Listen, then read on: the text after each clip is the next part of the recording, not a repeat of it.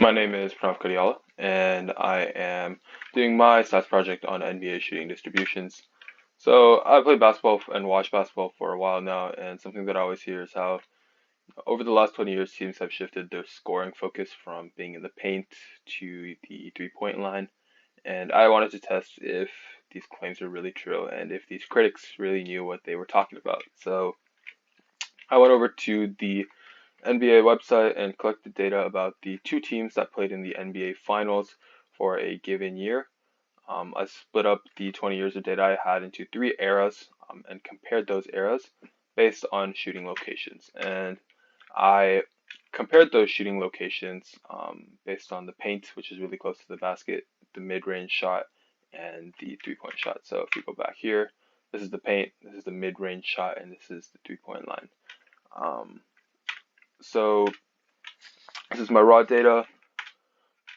Condensed it a little more, but the best way to actually show this was with a comparative box plot. So compared shots in the paint over all three different eras. Immediately, what sticks out to me is that the amount of shots in the paint has decreased slightly, but it's actually remained relatively steady compared to the next couple of shots you're going to see. The second thing is that there's an extreme amount of variation. The IQR is almost, double the IQR of the other years in 1996, which is interesting because 1996, that era was supposed to be the time when scoring was focused on the paint. So you have to keep in mind that all teams made the NBA Finals, so the scoring strategy was not always the same, which is really cool to see. With the mid-range, also you can see the steady decline in the median amount of shots taken from the mid-range, lowest in 2011, which fits what most critics talk about. IQR is relatively similar between 2011 and 2003, but massive uh, for 1996. So it shows that teams just had really, really different styles of scoring in 1996. There's so much variation in the types of shots that they're taking, which is cool to see. And again, shots attempted from three-point land.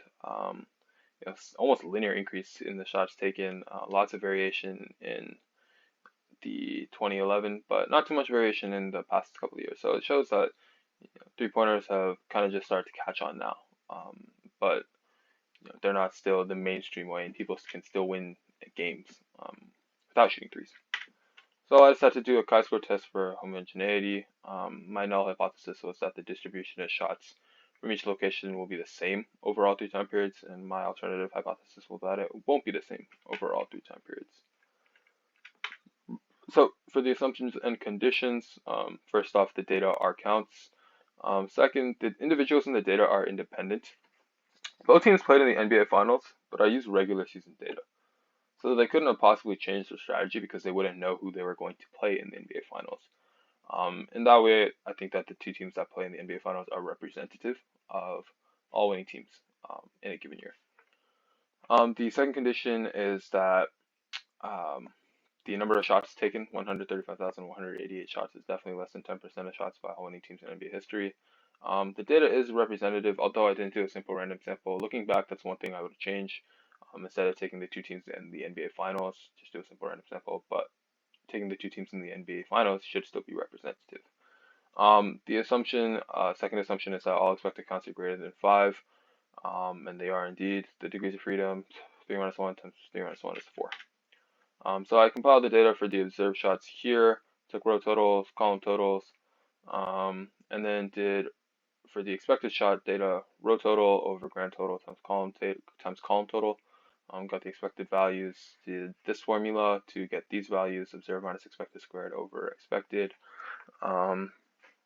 Summated, took the sum of these values and got 11,221.7. So already you can pretty much tell what the result of this investigation is going to be. This is an extremely large value. Both Excel and my calculator return p-values of 0, so too small to quantify, but I drew the curve anyways with a mean for mode at 2. So my conclusion was the p-value is low, so we reject the null hypothesis. There is sufficient evidence to support a difference between the distribution of shots over the three time periods. So I also took a look at the standardized residuals. Shows that the biggest disparities were between three-point shot and the mid-range, which were showed in the box plots, and shooting in the paint actually remained relatively steady, which is good to see. So next time, what I think I would do is split up the eras into more time groups to see the variation a little better, so smaller groups um, and time periods. I'd also do shots per 100 shots, just because there's a lot of controversy over people shooting more shots in the NBA now than they did 20 years ago. So I'd break it down into just how many shots were in the mid-range area, three-point area, and paint area per 100 shots to account for that. So yeah, I hope you enjoyed my presentation. Had a really good time in stats, learned a lot, feel really confident going into college stats. So yeah, just really want to thank you, Mr. Arms, for putting in the time and the work. And yeah, thanks a lot.